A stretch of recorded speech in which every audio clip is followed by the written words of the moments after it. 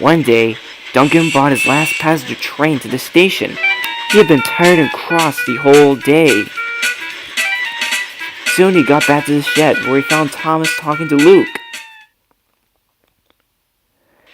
"And that's how I beat Bertie in a race," said Thomas. "I whooshed over the hill." "From what Sir Handel told me, he beat George," said Luke. "Yeah, I know how rude George can be," said Thomas. "He's always making mistakes." Duncan happened to be overheard. "I beat James in a race one day," he said. "I'm sure I can race someone else for a change."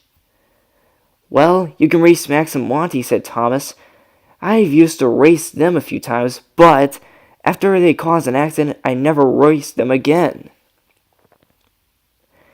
"Ha, I can race the two," said Duncan. "You better be careful around Max and Monty," said Luke. "They are sure to cause an accident." But Duncan just ignored Luke. The next day, Duncan was traveling to the quarry where he heard two familiar horns. "That sounds like Max and Monty," he said.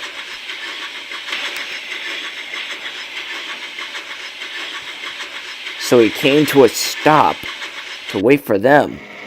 Soon Max and Monty pulled up right next to Duncan. "You want to race?" said Max. "We're on our way to the quarry too," said Monty.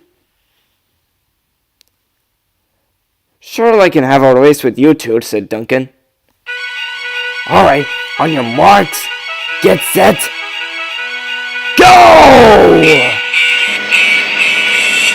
The race was on, and Duncan, Max, and Monty were having the time of their lives. Duncan would race past them, and then Max and Monty would race past Duncan. And then Duncan raced past Max and Monty again. Max and Monty drove down the road. "How are we gonna beat Duncan?" asked Monty. "I've got an idea," said Max, and he whispered to Monty. Meanwhile, Duncan was traveling down the line to beat the race. Soon, he saw the level crossing ahead of him, but he screeched on his brakes and saw Max and Monty cross over it. "Bail it next time," called Max.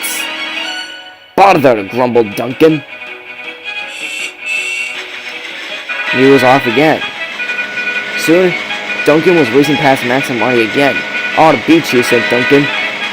"No, you won't," said Max. "Max, look out!" shouted Monty. They stopped to find Madge stuck on the road. "Ha ha," laughed Duncan. Soon Madge was rolling again, and Max and Monty set off to beat Duncan. "We need to beat Duncan somehow," said Monty. "We need to try and derail him," said Max. Duncan heard Max and Monty.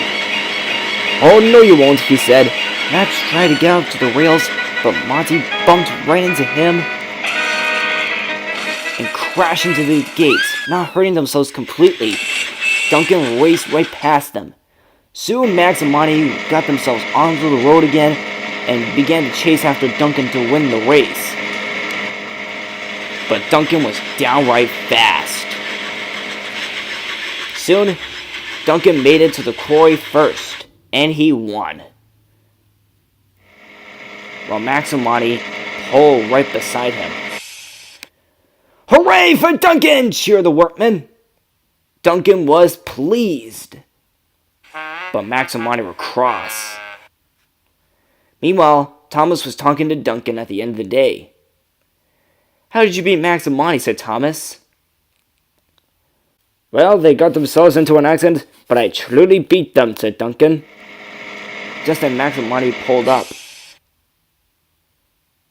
"We're sorry we tried to derail you," said Max. "We shouldn't have done that," said Monty. "Don't worry," said Duncan. "You're alright. But everyone makes mistakes, you know, including me."